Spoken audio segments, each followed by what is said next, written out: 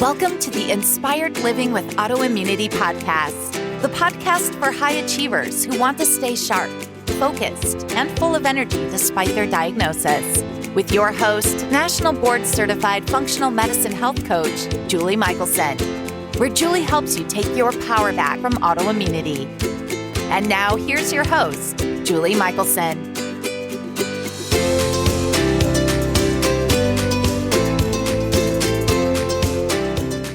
Welcome back to the Inspired Living with Autoimmunity podcast. I'm your host, Julie Michelson, and today we're joined by Neil Cannon, the author of the best-selling book, The Vitality Secret.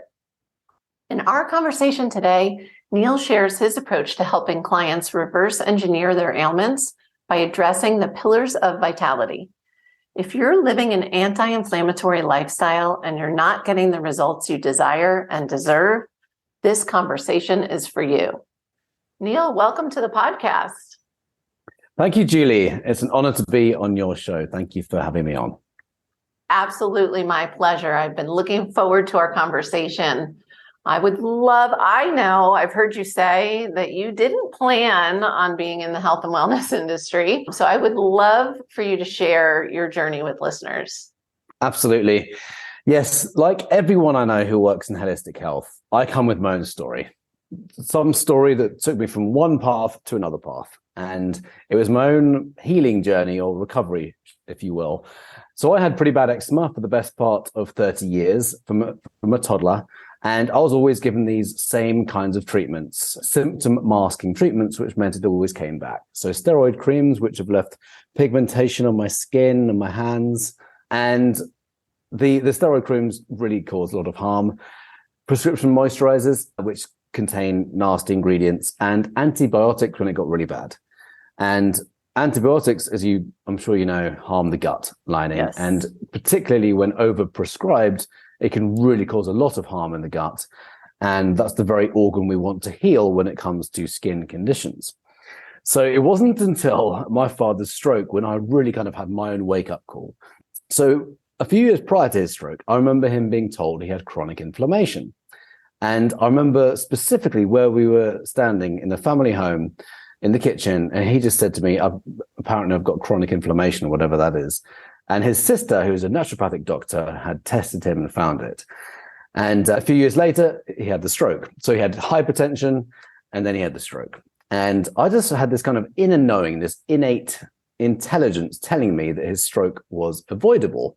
I didn't know where it came from. I just kind of, some of it came from within, and then other kind of knowledge, I guess, I'd picked up from reading books. And I had already written a book about increasing testosterone naturally for guys. And anyway, I saw this word inflammation everywhere. And I went on a bit of a mission to kind of prove my hypothesis that his stroke was avoidable. And sure enough, that's what I found out. So I realized that chronic inflammation is the underlying cause of his asthma he'd had from 12, fully reversible condition, the hypertension, and which ultimately led to the stroke, and also the eczema I'd had for the best part of my life by that point. And I went about an anti-inflammatory diet and lifestyle, and very, very quickly, my eczema went away. I can't say it's cured, quote unquote cured, because that suggests it will never come back. I see eczema as a symptom communicating with me something is out of balance. Yes. And this is what I teach my clients I don't care what the name of the illness is. It's just a symptom of an underlying cause. And the same principles can be applied to virtually every chronic illness and have pretty amazing results. Yes. I'm so excited for your story. Awesome. And I love I always say it's about getting our power back, right? Like you said, I mean, if you do the things that were causing the eczema is going to come back. It's not gone. My RA symptoms will come back if I go back to living how I lived back then, right. Which, so that's the old knowledge is power. And I love that. One of my favorite eczema clients, I remember telling a woman who was 72 when I met her, and she was sent to me for other chronic conditions. And she mentioned, oh yeah, and I've had eczema for 70 years. And I said, well, we're going to do A, B, C, and D to get to the underlying cause of your inflammation. And I suspect you'll see a major improvement in your eczema. And she looked at me like I was an alien. I've had eczema for 70 years. There's no way. Yeah, not anymore. She doesn't have to. Now Amazing. she knows. Yeah. So it's never too late. And I love that you pointed out, it really doesn't matter what the chronic illness is, what the symptom is. It's our body communicating. And completely. So it's a lot of people are led to believe that they have a genetic dis-ease or genetic illness as if their genes are their destiny. But we know from the science of epigenetics that we have the power to influence our gene expression by the environment that we keep in our body. So if our parents both had some serious illness like cancer or diabetes or heart disease, if we do what they did and we mirror and copy what they did, then the chances are we could develop the same thing. However, we know from the science of epigenetics, which isn't new, it's been around for decades, we know that we can influence our gene expression. So if we have an anti-inflammatory approach to life, there is no reason for these genes to be expressed. And that gives us power, going back to what you said about taking our power back. It does.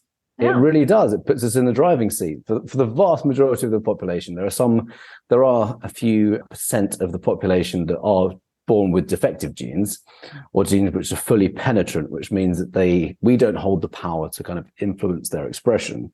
That's not to say they're not reversible. My understanding is, though, when someone is born with some kind of defective gene like that, it's harder to kind of stop it from being expressed.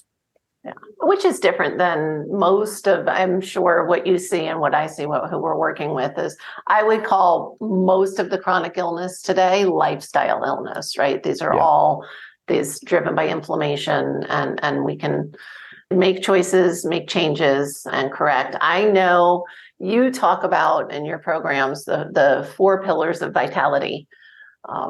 Share with us, how because I know you like to reverse engineer chronic illness and get to those root causes, just like I do. I had said before we hit record, I could geek out for hours talking to you. So share with us the 4 pillars and that approach that you take. I call them the 4 pillars of vitality: the physical, mental, emotional, and energetic. And it's quite normal for, if someone has an illness, just if they go about healing it, what I would say the appropriate way, the holistic health and healing, true medicine way, it means addressing the physical first. Most people start addressing the physical. You don't have to start with the physical. You can start with energy, but most people start with the physical. So we need to clean up the diet, heal the gut, move more. If someone's sedentary, they're not oxygenating their bodies, they're not detoxifying. There's lots that the body has to move. So some people it might require that they start moving their bodies and clean up their diet, because that's one of the fastest ways to get rid of symptoms. Detoxifying internally, externally. That's basically the umbrella of physical. So nutrition, exercise, and detoxification. Then we have the mental piece, which is how our thoughts and our beliefs control the health of our cells in our body. Say it again. Say it again. Our thoughts and beliefs control the health of our cells in our body. The brain is like the governor or the chemist. So we're 50 trillion cells. Every one of those cells requires feeding. They all behave like a biological mini-me, meaning they have the same biological processes as we do. And our brain is like the governor. It's like, this determines the health of our cells. So we know about the placebo effect. We know that if we take a pill with an inert substance in it, through the sheer power of belief, the body can heal itself. Through the sheer power of the mind, the brain chemist, if you will, causes the body to secrete this perfect concoction of chemicals, absolutely perfect to heal the body. That's the power of the mind, the placebo effect. It is scientifically proven. And then we have the nocebo effect, which is the opposite of the placebo effect. So if we're having chronic negative thoughts or chronically talking about a condition that we have, labeling it, giving ourselves an identity, guess what? We can create that. So I talk about flipping the nocebo, really using the placebo effect, not the nocebo, and just being mindful of our thoughts, mindful of our beliefs, because this is a brain chemist. We have a brain chemist, so we want it working for us, not against us. And then there's the psychology piece of course, of kind of committing to your vitality, committing to your healing journey, and just doing whatever it takes to keep inspired and motivated. I prefer inspiration though, when you're kind of pulled forward rather than kicking yourself into action. And then the emotional piece is massive. I mean, I've kind of touched on it with the mental piece, but emotions are the language of the body. Thoughts and beliefs are the language of the mind. Feelings and emotions, language of the body. Most people can resonate with the idea that, or not even the idea, the data that suggests that 90% of all chronic illness is down to stress. So the emotional aspect most people can relate to, although most people, I would say, aren't familiar with how stress really causes a compromised immune system and really what stress is. My first aha moment around stress was when I heard it referred to as our internal response to external strains. It was reading a book by Mihaly Csikszentmihalyi, Flow, Living at the Peak of Your Abilities. And it was a brilliant definition. It is how we perceive our world, which causes the stress. It's not the events themselves, it's how we perceive them. And underneath that is all of our stories and past traumas and all the events that we've had in our life. And every time we have a trauma, it jolts us and leaves this energetic imprint in the body, causing us to be more and more reactive if something of a similar nature is presented to us in our lives.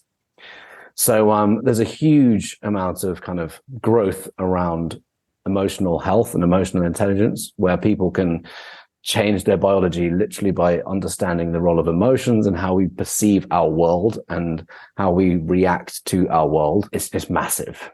So that's the emotional piece. Oh, and releasing trapped emotions and trauma. Sorry, I always went past possibly the most important piece. My understanding is that most illness, like the vast majority of illness, is actually rooted in trauma. And I didn't understand this. I thought it was woo-woo. I did a post on this a few days ago on Instagram, actually. It was quite popular. I used to think this was woo-woo. I used to think that, the idea for emotions to cause illness, I couldn't connect the two. I was like, how does that even work? And, 7 years ago, I was all about the physical and diet, exercise, stress, getting rid of stress, that kind of thing. So yeah, the emotional side of it is huge. So if we understand trauma, and what trauma is, it's like electromagnetic energy that we store in our body when we are faced with some kind of event in our lives which jolts us. We can have small traumas, we can have big traumas. It could be an argument with a parent or a sibling when you're 5 years old, or it could be something much more severe. So if we experience something that takes us out of this, alignment, it jolts us, it shakes us. That can leave this energetic imprint on the body, and literally they are stored like electromagnetic bundles of energy. We are energy at the subatomic level. You zoom in enough, we're 99 point many nines empty space and 0.001 matter. We are mostly energy. We are virtually all energy. Really? Yes. Yeah. So if we understand that, and how emotions are also energy, they're electromagnetic bundles of energy. And they get lodged in organs, they get lodged in joints, they get lodged in your lower back and head for migraines, they get anywhere in the body. And there's some really fast ways of releasing them. And I have a process, I'll share it. It's called the Emotion Code by Dr. Bradley Nelson. I always want to give credit where it's due. It's the process I use the most, but I've also done other methods of emotional release like breath work and yoga and plant medicine. There's many, many ways of doing this. Hypnosis. So we want to release the trauma, because that is really, I would say, normally the cause of chronic illness, unless there's some kind of major toxin that's entered the body. And then the final piece, this is a long explanation of my four pillars. We're complicated. Yeah, or we're not. I like to think of it as quite simple, actually. I like to think the body isn't actually complicated. I believe it's been designed to be complicated. Like imagine we get an illness, and instead of thinking of it as some scary genetic disease, we go, I've got a symptom of an underlying cause. Let's figure out what it is. Right. Yes. That's it. You become a problem solver then. Yeah. And using your word about power, we take our power back. Okay, how have I created this in my body? A lot of people don't like that. A lot of people don't like the idea that we create these symptoms, but we do. Right. And it doesn't mean we're blaming anybody for their illness or symptoms, and most of us talking about this. We've been there. So I don't know. Yeah. Maybe complicated was the wrong word. Complex, simple, but complex, right? We're not just, yes. It's not just the physical. It's not just spiritual, we are this blend. Yeah, the only reason I mentioned that is because I do my best to simplify the body with everything I do. And I don't think it has to be complicated. We just have to go, what's causing my body to be out of balance? Here are the 4 pillars. Where is it where I'm falling out of alignment? Yeah. The society doesn't help us in that way. No. It's almost like we're programmed to be victims, and that renders us powerless. It renders us like victims to our bodies, victims to disease, victims to a disease and symptoms maintenance system, which is amazing in emergencies. Phenomenal. Yes, I say the same thing. I'm going there when I need acute care. It's a whole different world. Life-saving. It's amazing. Yes. And when it comes to illness and dis-ease, I don't even call it medicine. It's a drugs and surgery industry. Yeah. So the 4th pillar is where things get really exciting. Yes. And that's energy. That's the quantum. Talk about woo-woo. Talk about woo-woo, which is quantum physics. Yes. So old. Exactly. Since the beginning of time, we have, these principles go back to the beginning of time and understanding us as energy beings. And I've just done 2 Dr. Joe Dispenza advanced retreats, both in Cancun, June and December. And he's phenomenal. There's many teachers, of course. I just love the way he teaches. He's got a brilliant way of explaining all these principles, which have been suppressed since the beginning of, well, not quite since the beginning of time, shortly after the beginning of time. 325 AD is part of my research. Anyway, Dr. Joe Dispenza has a phenomenal way of teaching these quantum principles, understanding us as energy beings, and people have attended these events and eradicated the most incurable of incurable illnesses. Yeah. Multiple brain tumors disappearing in a week, handicapped people walking again, deaf people hearing again, blind people seeing again. This is happening. Yes. Most people would regard these as miracles, but this is quantum reality. We are energy beings. And there was I'm just thinking of a quote and I can't remember it now, but there's a quantum physicist that said something to the effect of, everything must be based on one simple idea. And when we find out what it is, we'll kick ourselves. We missed that. Something to that effect. I haven't quoted it verbatim. We are energy. Yes. We're energy beings. And we're energy beings in physical bodies. This isn't woo, this is physics. So this is why the emotional piece is so big. I did a post earlier this week on the physical compared with the emotional. And if we're not addressing the energy body, we're missing like most of the puzzle. Like really the majority of it. Which leads me to, I was talking about the simple, complex beings, right? We're all of it. And so I'm guessing, I see it all the time where people have been on their journey and they're the physical, they're doing the things, they're checking the boxes, but they're not healing. Yeah. Because they're just addressing that one piece and they're not addressing the other 3 pillars. Completely. Yeah. I think the physical is obviously essential to address. Although there is argument to say that you don't have to go and change your diet. You don't have to go and do all that, because you could go and meditate and heal your body. Right. Believe it or not.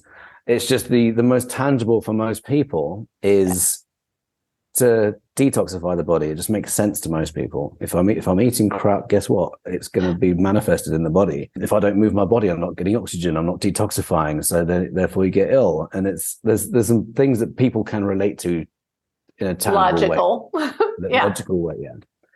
Yet the energy piece is where I think things get really exciting. And we start to understand that not only can we heal our body through thought alone, but we can also change our world around us.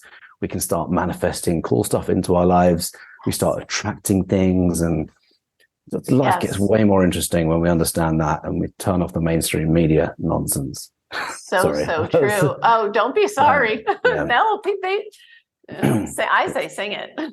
Yeah. I know. And I love, even as I've developed my coaching programs, what I used to call woo-woo. It is absolutely science, and it's powerful, and it will move the needle so much faster than those logical. And again, we do all of it as well. I'm not saying don't clean up your diet and, yes, sleep and move and do all the things. But if you really want to make leaps forward, you've got to be focusing on these other areas. I was just going to say, we often hear about all, celebrities or famous people. They did a juice diet and they still died or something. It's like, hang on, we only know a snippet of what they've done.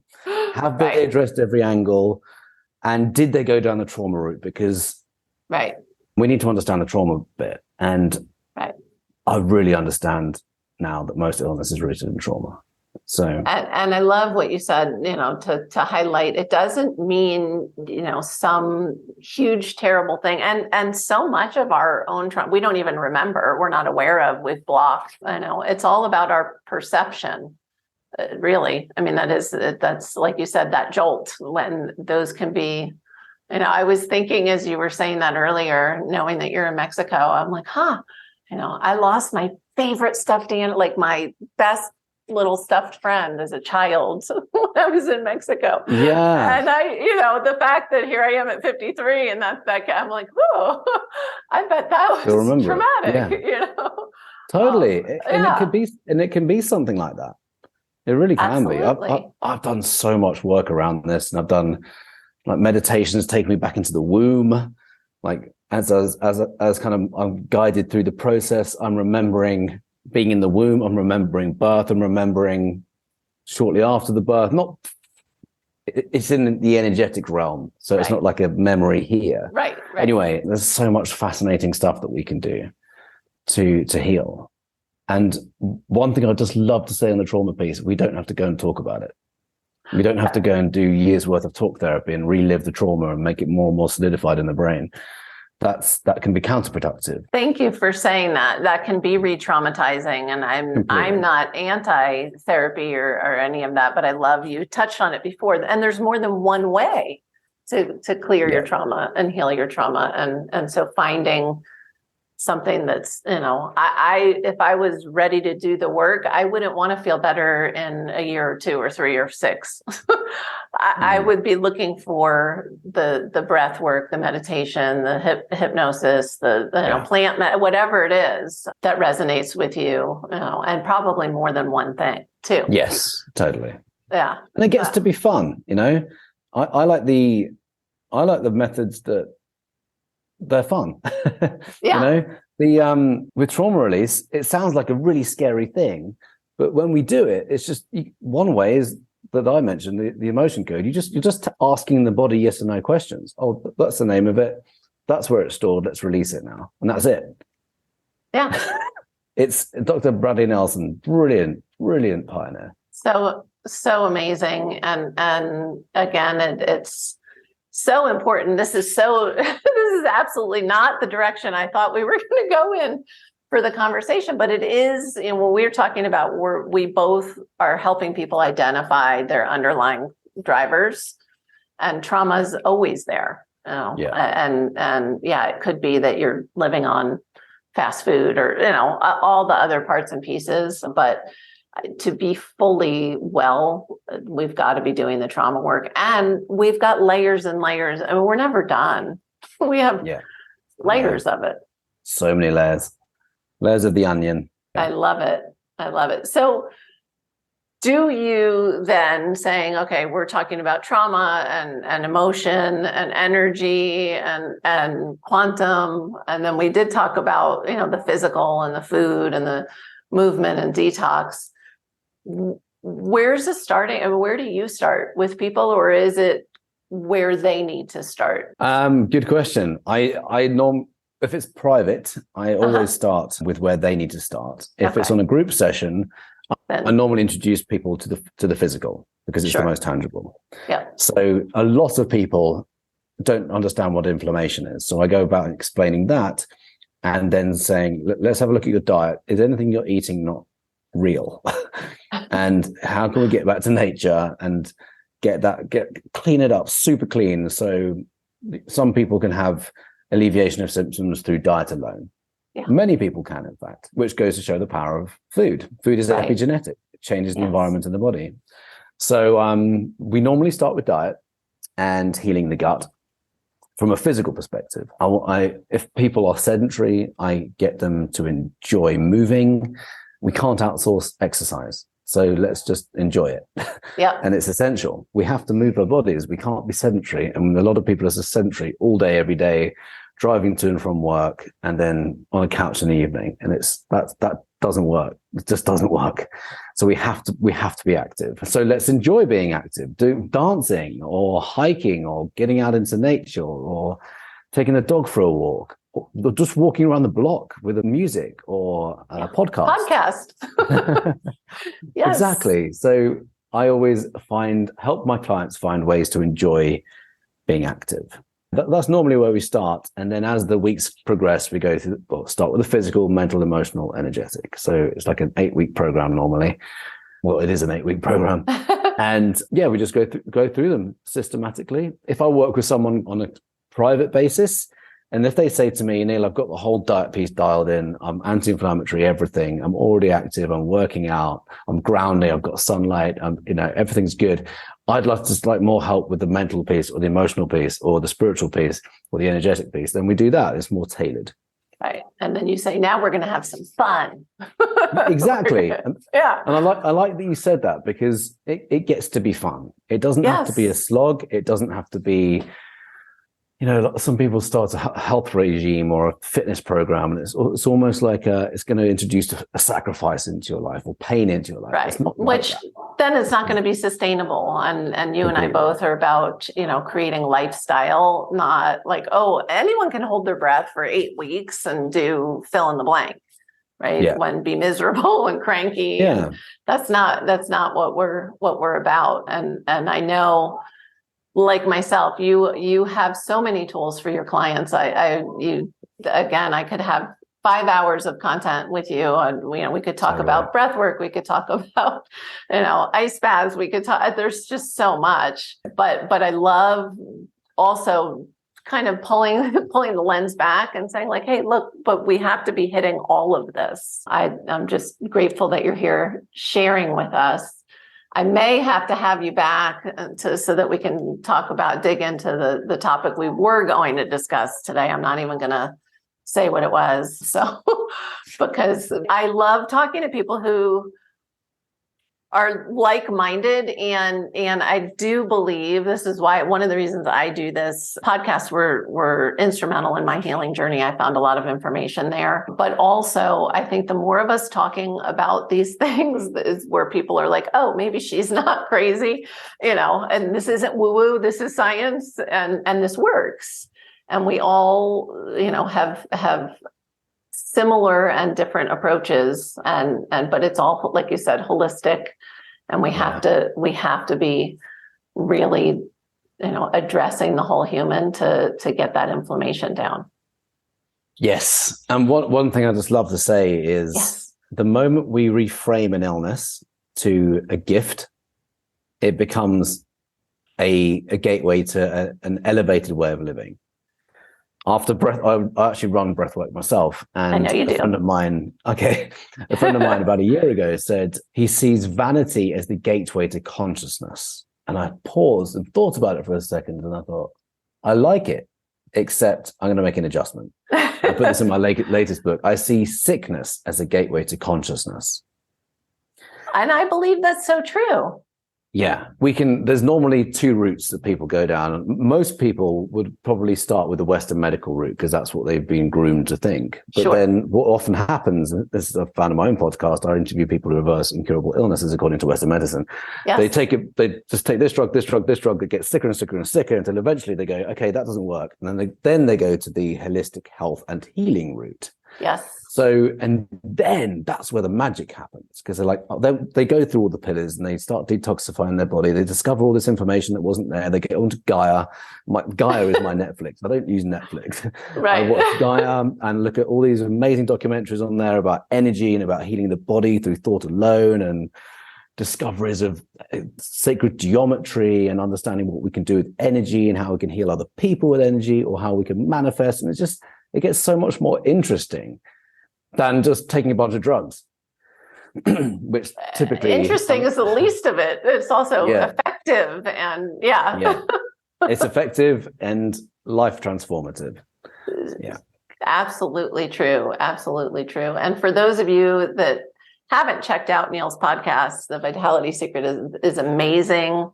His book is amazing, and he's gifting it to listeners, and all of those links will be in the show notes as well. One question I always ask at the end, and I know you have a million different, I can't wait to hear what you say, which is what's one step listeners can take right now to start to improve their health? It's almost a trick question, I think, but... I like that you asked that question. I ask, what's your number one vitality secret? Anyway, to your question, when I do my Wim Hof, it's a type of breath, it's a type of meditation in of itself. So I say breath because so much can be done just by breathing and oxygenating.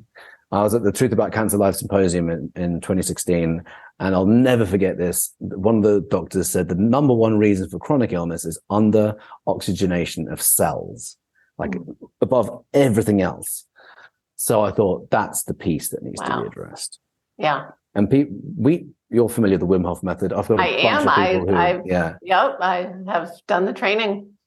Oh, nice. Fantastic. Okay. Yeah. Every morning, I'm with my group. We meet on Zoom and we breathe together, and then we have these amazing conversations afterwards. And it's a wonderful way to start the day, to activate the body, oxygenate the body, calm the body afterwards. We do heart and brain coherence afterwards, so we combine breath work with meditation, and then we're good. We've got that solid foundation. So whatever life throws at us, we're ready. And that is the way to start a day, without a doubt. It really is amazing. I have a client, whenever I say, "Are you breathing?" Gives me of course I'm here. I'm like, no, really breathing, because none of us do. It's got to become a conscious, intentional activity to really breathe. For sure. Yeah. I mean, at the very basic level, be active, because if we're just sat down, we're neglecting 2/3 of our lungs, and we're just not oxygenating ourselves. So at the very basic level, if we start moving the body, you're starting to oxygenate your cells again. And right. We're not, single dimensional. And I always say, then start with what resonates for you. So, totally. Take Neil's gold and start with that first piece that you were like, I could do that. Yeah, absolutely. For people that are listening on the go, perhaps they're on their walk or perhaps they're driving, where's the best place to find you? My website is vitalitysecret.com. And there's also Instagram, Neil Cannon Vitality, YouTube, Neil Cannon 80. So yeah, I would say probably the best place is my website though, because it's just one hub, and then you can see the links for everything else. You can see the link for my podcast, which is the Vitality Secret podcast.